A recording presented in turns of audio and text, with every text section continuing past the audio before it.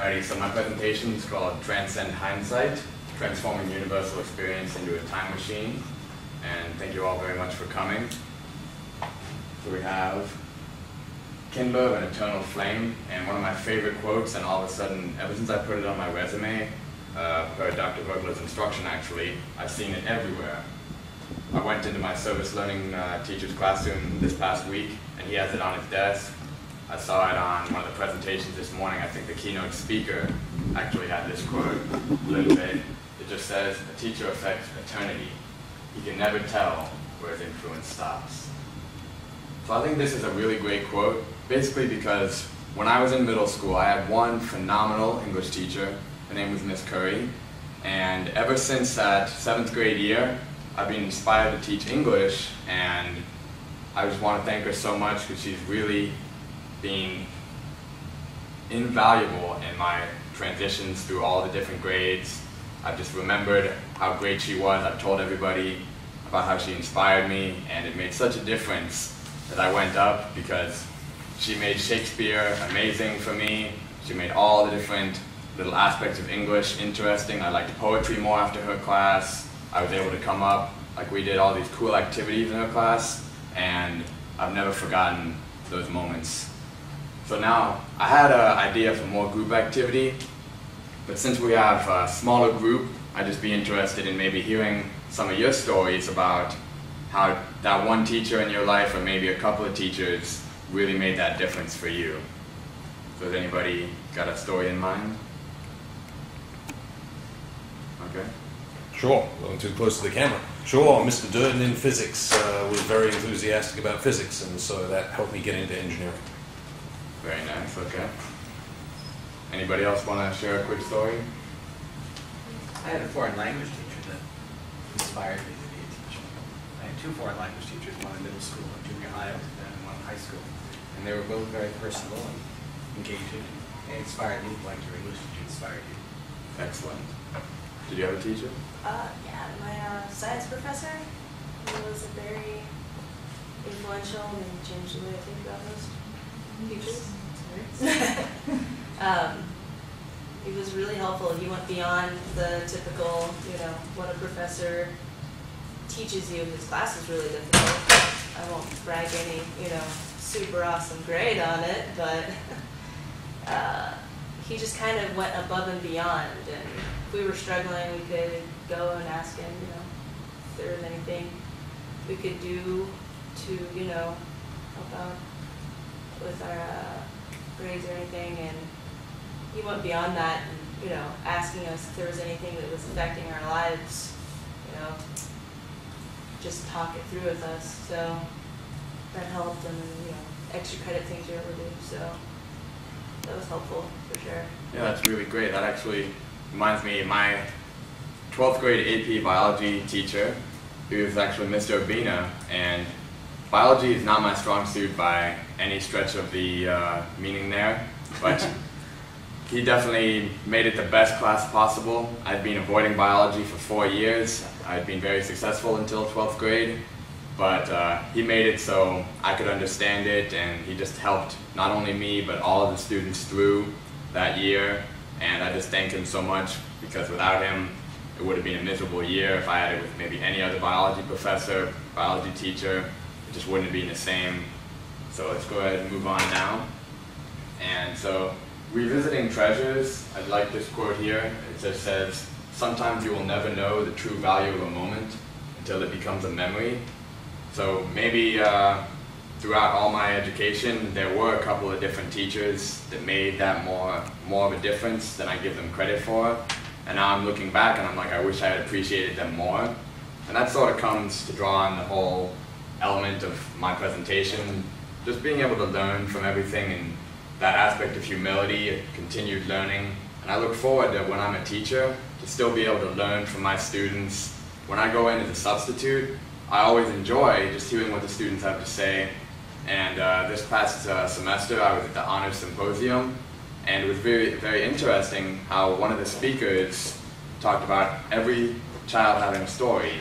And I've really taken that to heart, because when I go in to maybe some of the Title I elementary schools in Orange County, I just take a moment and really listen to what they have to say, and I still learn, and just a different lifestyle than I'm used to, and how they're still grateful for everything they have, even though it may not be too much, they appreciate it, and they'll be able to learn from me just as much as I learn from them.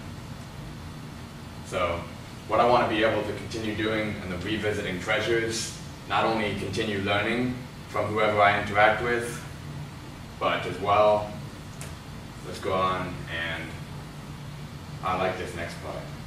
So teachability makes the time machines. Some of the people I mentioned earlier that weren't able to make it today, they're actually Doctor Who fans. And I threw that in there just in case it might attract some attention. And basically, teachability and the whole transcending hindsight aspect comes from, if you can learn from other people's, not only just their mistakes, but what they've done well, you can really apply that into your own life before you have that instance where you needed to fix something. So you can pretty much create your own time machine, solve a problem before it happens, and then it's sort of like that you're saving the world like Doctor Who, one step at a time. So we're going to hear Taylor Molly. I was meant to load this earlier, but I didn't, so hopefully we'll have a good internet connection. This poem is called What Teachers Make, or Objection Overruled, or if things don't work out, you can always go to law school. He says the problem with teachers is, what's a kid going to learn from someone who decided that his best option in life was to become a teacher? He reminds the other dinner guests that it's true what they say about teachers, those who can do and those who can't teach. I decide to bite my tongue instead of his, and resist the urge to remind the other dinner guests that it's also true what they say about lawyers, because we're eating after all, and this is supposed to be polite conversation. I mean, you're a teacher, Taylor, come on, be honest. What do you make? And I wish he hadn't done that.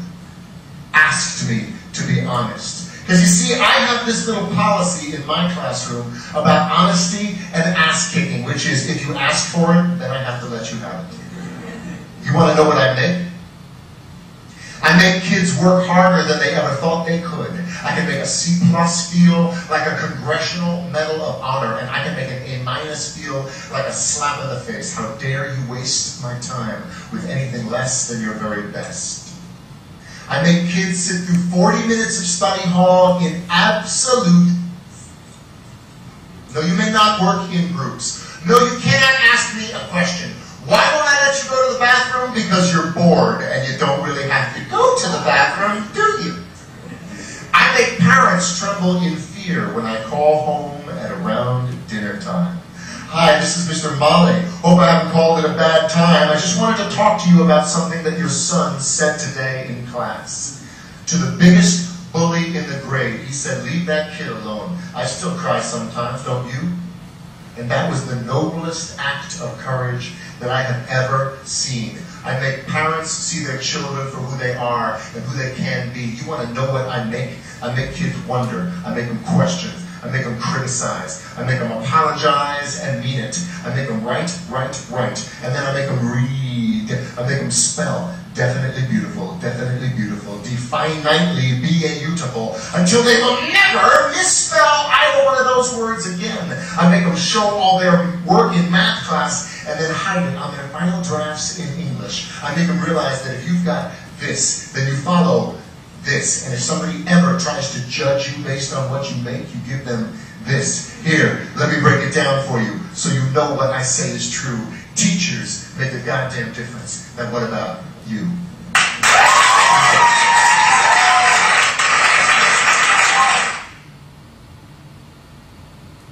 So I actually own Taylor Molly's book, and he's got a lot of poems. He's a former English teacher, traveling poet, and I think he's done a bit of history teaching as well. But he's just a really inspirational character in my life as well. And so I've read his book, and we'll see. Actually, I didn't include it in this presentation, but he's got another one Don't remember the name, but it's a really great typography, and it's just got all these little words dancing around the video, and it's really cool. So if you want to check it out, Taylor Molly, there's lots of great material on him. He's got a blog, his website, lots of cool stuff. So Winston Churchill once said, "We make a living by what we get, and we make a life by what we give." So I think this applies really well for what Taylor Molly was just saying. It's not just about maybe what you're getting paid as a teacher, the fact maybe lawyers make more, but what the teacher is actually doing, making the difference in the lives of all the children they work with on a regular basis. So this is really important for me, and I'm hoping each time I go into a classroom that I really make that difference for maybe just one kid that day, and maybe a different day I'll make a difference for another kid, and that'll be my goal. So this next one, I was at a workshop at UCF, and Matt Roloff came in. He has a TV show, Little People, Big World, and his whole life hasn't been the easiest one, but he's now sort of like a motivational speaker. And one of the quotes he came in to start off his sort of speech with was a different interpretation of a former like Chinese proverb. Instead of just watching your thoughts, your words, your actions, habits, so on, he wants you to craft them. So I just changed this up and put it in here, and it's really powerful because the Lao Tse that originally came up with this quote just said to watch. But I really liked Matt Roloff's explanation, because if you craft your thoughts, you really are putting effort into where you want to go with everything, and then they become your words. And again, you're crafting your words, which I just relate to strongly, because being an English major, I really put some thought into how I want to convey my message. And then again, your actions, as you tell people how you're going to do something, your integrity, you follow through with it, and you're crafting what becomes your habits. And again, what you do habitually will then develop into your character, and then people will either respect your character or not, depending on your integrity that you built up with your actions in the past. And finally, the way you've lived your life up to this point with your character, it'll become your destiny, and it really matters if you've crafted that well or not up to this point. You can't simply just watch it. Instead, you really need to have crafted it your whole life to make a difference. So I've titled this slide, "Live Like You Mean It," because that really makes a difference for me, and that's how I see it. I want it to be powerful. Alrighty, so this next one I was just thinking about, consolidate perfection. So when you do something, after the fact, you're wondering, or maybe you just don't ever think about it again. But what would happen if you reflected on something you did well, reflected on what maybe you didn't do so well? The more I learn about the teaching profession, the more I hear our teachers really are supposed to go back and think, okay, well this lesson it worked out, and maybe this one it didn't so much. The professional learning communities that I've sort of been introduced to recently as well, they do a lot of reflection and planning and a lot of conversing with one another. So what this is interesting, to read without reflecting is like eating without digesting. I thought that was just an interesting image, but it worked well for the reflecting idea. If you're not thinking about your actions before and after you do them, like you plan it, and then you go ahead, you follow through with your commitments, and finally you think, did it go the way you intended it to go? And if not, how could you have made it different? So just think about a time, maybe reflect about what you've learned today in previous workshops or any professional development, anything you've done recently. Take a moment now to just think about that and reflect what you learned, how you're going to be able to use it, and maybe what you would have liked a little bit more. Just take a moment, write it down, and think about it. And if you'd like to share, we can do that in just a moment.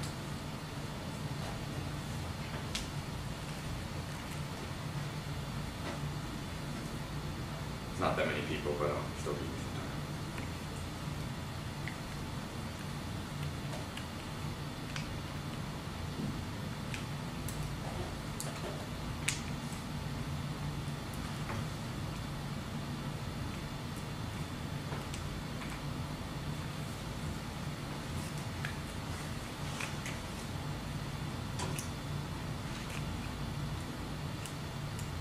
on another note, as far as reflecting goes, if you don't ever feel the urgency or the need to reflect on what's going on in your daily life, perhaps it suggests that you're not really doing anything at the full mental capacity that you're capable of, and you can just slog through daily life without any real effort.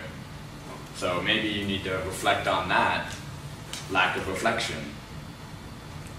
So does anyone want to add anything that they've been able to reflect upon and how it's enriched their lives, or will enrich their lives?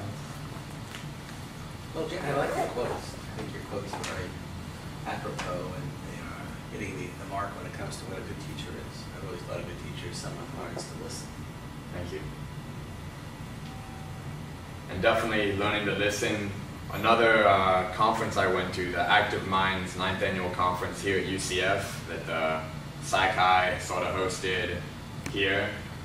I was listening to Chris Gethard, who is sort of a comedian, formerly like he's got psychological problems, but he's okay to talk about them, make jokes, and I really learned a lot from him because all the activities he had us do in his workshop, not too different from what I'm doing right now, it was just really interesting, and he taught us about listening, which was really powerful because when I'm listening to a story, I'm not trying to judge them or have any bias. I really want to hear their side of the story as much as possible so that I can really understand where they're coming from and what they're going through, and if possible, help them in any way I know how. So we have the next one, and by C.S. Lewis, humility is not necessarily thinking any less of yourself. You don't want to diminish your self-esteem here, but it's just thinking of yourself less. And I saw this when I was looking up some quotes. I saw this all over the place. Like every single time I searched for humility quotes and powerful messages, this one came up. And it's just really interesting because you don't want to all of a sudden like neglect any personal issues within yourself, but you don't need to go and tell everyone anything about yourself. They should already know. If you're successful, you shouldn't have to tell someone about it. If you're smart, they should be able to see it by the way you act, by the way you do all your daily life, everything. Once again, going back to Matt Roloff's quote, you should be able to just craft your actions, destiny, all of it. It should be evident in how you live your daily life, whether or not you have humility and if you're humble in what you're acting. Alrighty. So this next part, I thought it was interesting. I picked an Oprah quote, but basically this applies very broadly. Surrounding yourself with people that have gone farther than you or just are better than you, more successful, doesn't necessarily mean you need to hang out with all the rich people where you can't pay to go to the same restaurants they want to, but because they're successful, just copy their habits. Maybe if one business person is always going out and talking to people or doing a certain thing like waking up in the morning promptly, doing a strict schedule, maybe you should emulate that activity, that behavior, so that you can reach their level as well. Senior Master von Schmeling once said, in reference to Superfoot, Master Superfoot Wallace, how great Superfoot Wallace's sparring technique was and how he's like 25-time world champion, defended for countless years. And what Senior Master said is, he's a world champion too, but he's not at that level. So if he wanted to get better, he would not try to do what he's done before, but listen to Master Wallace and learn as much as he could, because obviously there's two different levels. He's right here, he's really good, and then Master Wallace is here, so he's going to listen until he can raise up to that level and maybe even get past that level. So he passed that message on to all of us there. We were just his students at the time, we still are, but we try. He's here, Master Wallace is here, we're all down here, and each time we listen to him and all the other instructors that he's training up, we're slowly getting up to a higher level as well.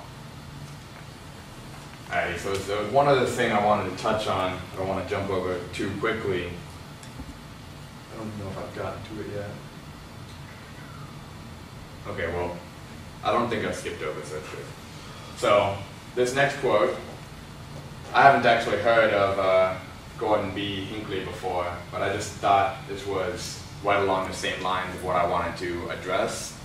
So being humble means recognizing that we're not on earth to see how important we can become, but to see how much difference we can make in the lives of others. So basically, it's the whole point I've been addressing the entire time. You're not trying to be the best one right now, right here, but you want to make somebody else the best they can be and just help them realize what that can mean for them and how far they can go. So what I did want to address is visualization, something I learned from Mr. Elder, a 5th degree black belt in the Victory Martial Arts organization. He's a very great speaker, he's led countless workshops as well, and what he's told me and told all the other instructors at the time is just visualization is so important because countless successful athletes, singers, and other successful people use it on a regular basis, and I'm sure you all know about it as well. It's just thinking in the future, if all you do is you have your positive thoughts, like today I'm going to make this much money, or today I'm going to make a difference in this many children's lives. You always want to see the positive, and then when it happens, you're not surprised. You're just, oh, well, that's all I've been thinking in my mind, so that's what's going to happen. It's only natural. So he just put that in my mind that all I need to do is visualize it, really think about it. Take 5-15 minutes a day, maybe when you wake up, before you go to sleep. Just really see where you're going with the future and have that vision and just help it make it happen. So awaiting your assistance basically just means you need to help others so they can too see their vision.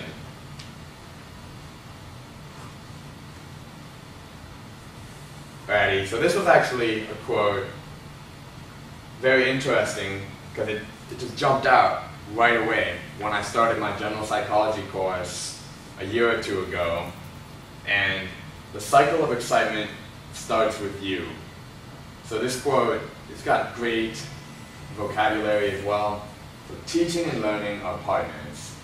For me, it's all about finding the muse that helps fan the flame of desire to learn more about the mystery that is all of life.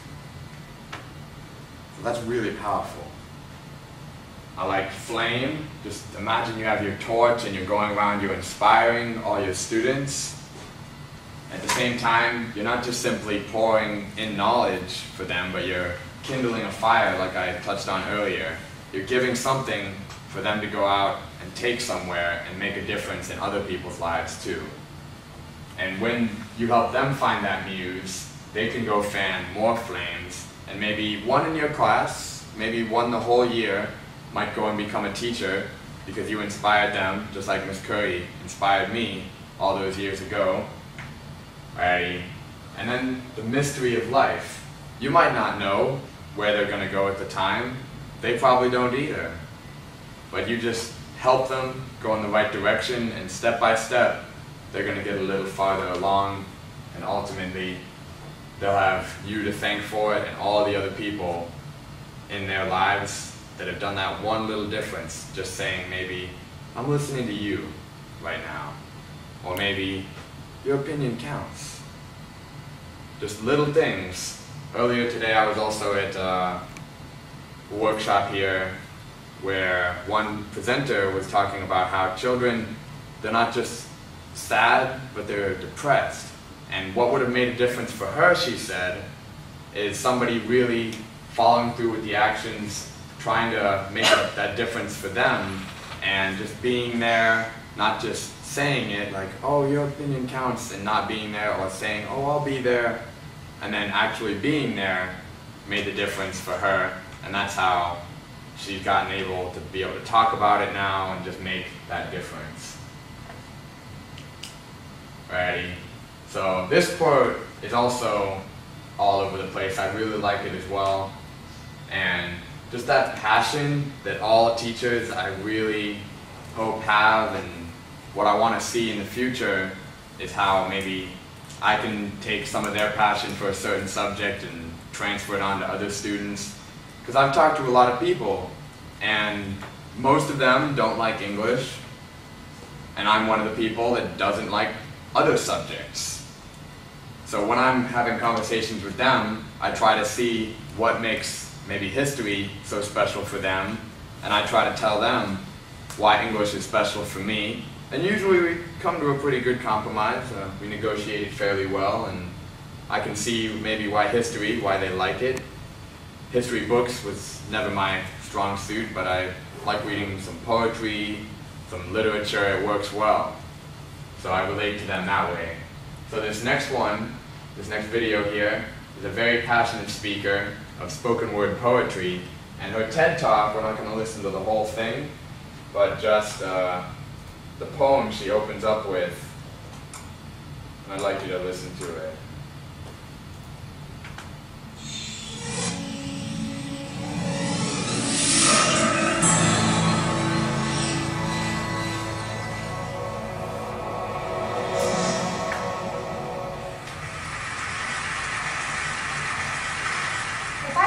Daughter, instead of mom, she's gonna call me Point B.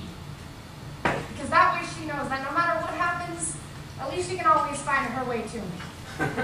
And I'm gonna paint the solar systems on the backs of her hands. So she has to learn the entire universe before she can say, oh, I know that like the back of my hand. And she's gonna learn that this life will hit you hard in the face. Wait for you to get back up just so it can kick you in the stomach. But getting the wind knocked out of you is the only way to remind your lungs how much they like the taste of air. There is hurt here that cannot be fixed by band-aids or poetry. So the first time she realizes that Wonder Woman isn't coming, I'll make sure she knows she doesn't have to wear the cape all by herself. Because no matter how wide you stretch your fingers, your hands will always be too small to catch all the pain you want to heal. Believe me, I've tried. And baby, I'll tell her, don't keep your nose up in the air like that. I know that trick. I've done it a million times. You're just smelling for smoke, so you can follow the trail back to a burning house so you can find the boy who lost everything in the fire to see if you can save him. Or else, find the boy who lit the fire in the first place to see if you can change him. But I know she will anyway, so instead, I'll always keep an extra supply of chocolate and rain boots nearby, because there is no heartbreak that chocolate can't fix.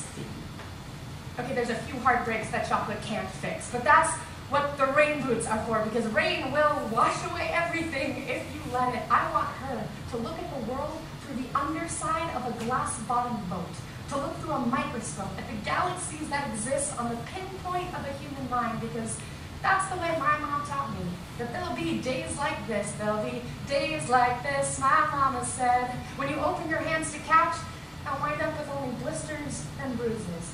When you step out of the phone booth and try to fly, and the very people you want to save are the ones standing on your cape.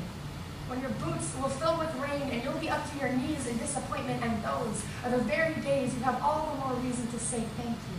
Because there's nothing more beautiful than the way the ocean refuses to stop kissing the shoreline, no matter how many times it's sent away. You will put the wind in winsome. Lose some. You will put the star in starting over, and no matter how many landmines erupt in a minute, be sure your mind lands on the beauty of this funny place called life. And yes, on a scale from 1 to over-trusting, I am pretty damn naive. But I want her to know that this world is made out of sugar. It can crumble so easily, but don't be afraid to stick your tongue out and taste it. Baby, I'll tell her, remember your mama is a worrier, and your papa is a warrior, and you are the girl with small hands and big eyes who never stops asking for more. Remember that good things come in threes, and so do bad things. And always apologize when you've done something wrong, but don't you ever apologize for the way your eyes refuse to stop shining. Your voice is small, but don't ever stop singing. And when they finally hand you heartache, when they slip war and hatred under your door and offer you handouts on street corners of cynicism and defeat, you tell them that they really ought to meet your mother.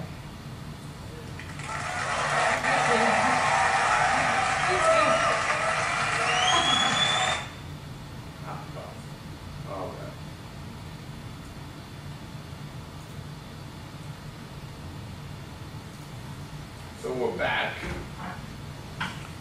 So who really felt her spoken word poetry. You felt it a little bit? So the first time I heard that, and pretty much every time ever since, every time I listen to it or anything she's done, it just really moves me. And I went and looked her up and pretty much learned as much as I could just about what she does. And she came up with her team, and it's funny because she found somebody with pretty much the same last name, Phil K, and they both go around, and from high school they had this team of spoken word poetry, and now they go around like speaking it at all the different high schools and just making a difference. When she was younger, she went to the Lavery Poetry Club like weekly, and she was actually like 13 years old on that stage already, and having all the other like poets and people just cheering her on, giving her that encouragement. So she's done a lot of amazing things, but she's still humble, which is really great, and she learns all the time. So I'm not as great as her. I wish that I could have like all the qualities she does, because it's just so inspiring. But I try to pick up something different each time I listen to her talks and all the other things. She's got quite a few of them, and if we have some time, there might be one more slide. We might listen to some more of that TED Talk there.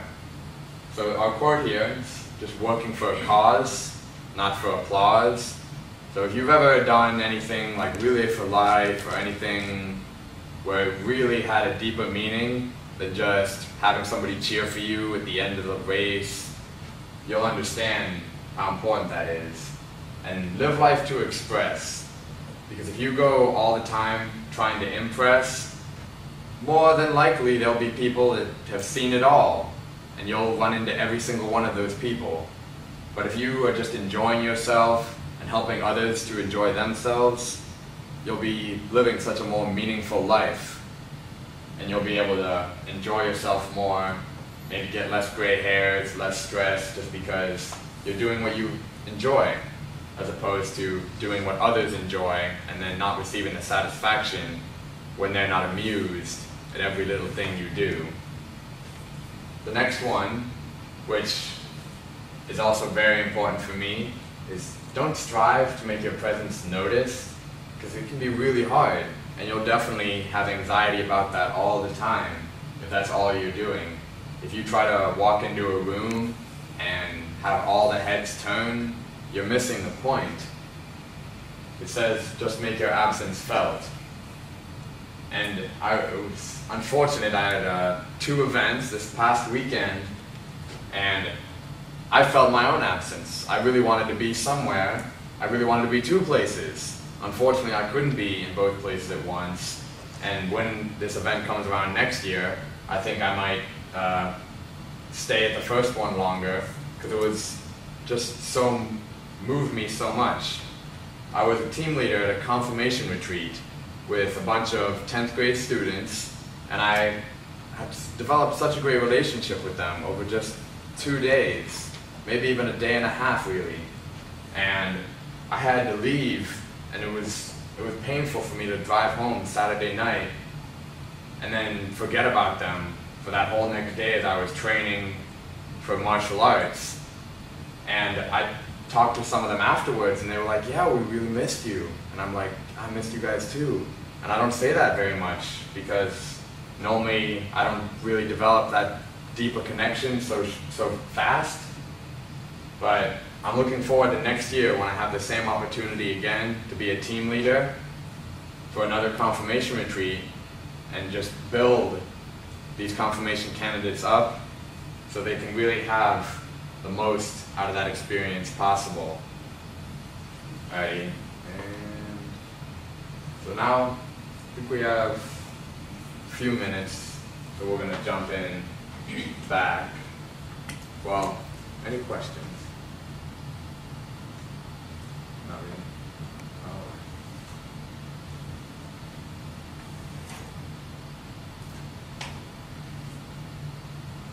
Does anyone else think Sarah Kay is amazing?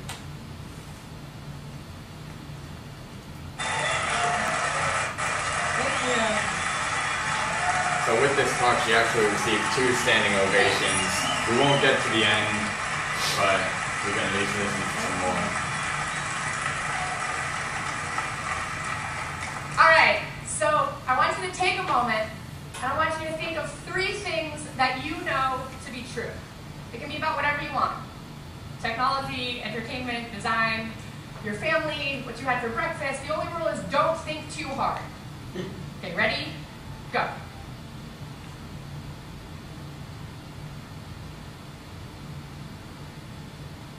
Okay, so here are 3 things I know to be true. I know that Jean-Luc Godin was right when he said that a good story has a beginning, a middle, and an end, although not necessarily in that order. I know that I am incredibly nervous and excited to be up here, which is greatly inhibiting my ability to keep it cool. And I know that I have been waiting all week to tell this joke. Why was the Scarecrow invited to TED? Because he was outstanding in his field. I'm sorry. Okay, so these are 3 things I know to be true. But there are plenty of things that I have trouble understanding. So, I write poems to figure things out. Sometimes, the only way I know how to work through something is by writing a poem. And sometimes I get to the end of the poem and look back and go, oh, that's what this is all about. And sometimes I get to the end of the poem and haven't solved anything, but at least I have a new poem out of it. Spoken word poetry is the art of performance poetry. I tell people it involves creating poetry that doesn't just want to sit on paper, that something about it demands it be heard out loud or witnessed in person. When I was a freshman in high school, I was a live wire of nervous hormones. And I was underdeveloped and overexcitable, and despite my fear of ever being looked at for too long, I was fascinated by the idea of spoken word poetry. I felt that my 2 secret loves, poetry and theater, had come together and had a baby I needed to get to know. So I decided to give it a try. My first spoken word poem, packed with all the wisdom of a 14-year-old, was about the injustice of being seen as unfeminine. The poem was very indignant and mainly exaggerated, but the only spoken word poetry that I had seen up until that point was mainly indignant, so I thought that that's what was expected of me. The first time that I performed, the audience of teenagers hooted and hollered their sympathy, and when I came off stage, I was shaking. I felt this tap on my shoulder, and I turned around to see this giant girl in a hoodie sweatshirt emerge from the crowd. She was maybe 8 feet tall and looked like she could beat me up with one hand, but instead she just nodded at me and said, hey, I really felt that, thanks. I'm lightning struck. I was hooked. I discovered this bar on Manhattan's Lower East Side that hosted a weekly poetry open mic, and my bewildered but supportive parents took me to soak in every ounce of spoken word that I could. I was the youngest person there by at least a decade, but somehow the poets at the Bowery Poetry Club didn't seem bothered by the 14-year-olds wandering about. In fact, they welcomed me. And it was here, listening to these poets share their stories, that I learned that spoken word poetry didn't have to be indignant. It could be fun, or painful, or serious, or silly. The Bowery Poetry Club became my classroom and my home. And the poets who performed encouraged me to share my stories as well. Never mind the fact that I was 14. So I had sort of touched on that previously. So we're passing out evaluations. I think we might have enough. So that's always good. So if you want to just write anything down, hopefully you learned something today. And I didn't touch on it too much, but the other thing is when you're interacting with people, Robert Putnam discussed social capital, and you just want to make the most out of every chance you have to talk to people and learn from them. Especially what I learned about today even more is just all the different branches of networking and all the potential that comes from that.